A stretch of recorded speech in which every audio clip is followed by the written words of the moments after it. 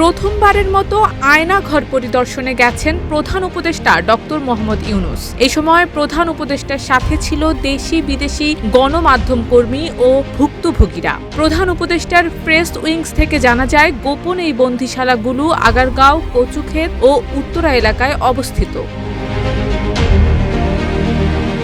এর আগে গত ৬ ফেব্রুয়ারি উপদেষ্টা পরিষদের সভায় সিদ্ধান্ত নেওয়া হয় দেশি বিদেশি গণমাধ্যম সহ প্রধান উপদেষ্টা ডক্টর মোহাম্মদ ইউনূস আয়নাঘর পরিদর্শনে যাবেন। বিভিন্ন সূত্র মতে শেখ হাসিনার শাসন আমলে ২০০৯ সাল থেকে ২০২১ সালের সেপ্টেম্বর পর্যন্ত ৬০৫ জনকে এই আয়নাঘরে গোপনে বন্দী করে রাখা হয়েছিল বলে অভিযোগ রয়েছে। আরেকটি তথ্য বলছে ২০১৪ থেকে ২০১৯ সালের জুলাই পর্যন্ত বাংলাদেশে ৩৪৪ জন ব্যক্তি গুমের শিকার হয়। তাদের মধ্যে ৪০ জন ব্যক্তিকে মৃত অবস্থায় পাওয়া যায়। ৬৬ জনকে সরকারি হেফাজতে গ্রেফতার অবস্থায় পাওয়া গেছে। যারা দীর্ঘদিন গুম থাকার পরে ফিরে আসেন তারা গুমের ব্যাপারে মৌনতা অবলম্বন করছেন। ধারণা করা হয় এইসব মানুষদের গুম করে রাখা হতো আয়নাঘরে। অভিযোগ রয়েছে আয়নাঘরেই বন্দী ছিলেন অধ্যাপক মুবাশ্সার হাসান, সাবেক রাষ্ট্রদূত মারুফ জামান, ব্যবসায়ী অনিরুদ্ধ কুমার রায়, মাইকেল চাকমা ও মীর আহমদ বিন কাসেম সহ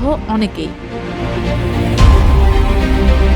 প্রসঙ্গত, রাষ্ট্রীয় বাহিনীর মাধ্যমে বিভিন্ন শ্রেণীর মানুষকে জোরপূর্বক তুলে নিয়ে গিয়ে বিশেষ স্থানে রাখা হতো। এই নিয়ে সুইডেন ভিত্তিক সংবাদ মাধ্যম নেত্র নিউজে প্রতিবেদন প্রকাশিত হলে এইসব স্থান আয়নাঘর নামে প্রকাশ্যে আসে। গুম হওয়া ব্যক্তিদের অনেকেই শেখ হাসিনা সরকারের ক্ষমতাচ্যুতির পর আয়নাঘর থেকে ফিরে আসেন পরিবারের কাছে। তাদের বয়ানে উঠে এসেছে আয়নাঘরের ভয়াবহতা। আয়নাঘর পরিদর্শনের সময় প্রধান উপদেষ্টার সঙ্গে ছিলেন আইন, বিচার ও সংসদ বিষয়ক উপদেষ্টা অধ্যাপক আসিফ নজরুল, বন ও পরিবেশ উপদেষ্টা সৈয়দা রিজওয়ানা হাসান, গৃহায়ন ও গণপূর্ত উপদেষ্টা আদিলুর রহমান খান, উপদেষ্টা মাহফুজ আলম, তথ্য উপদেষ্টা নাহিদ ইসলাম এবং স্থানীয় সরকার, পল্লী উন্নয়ন ও সমবায় উপদেষ্টা আসিফ মাহমুদ সজীব ভূঁইয়া।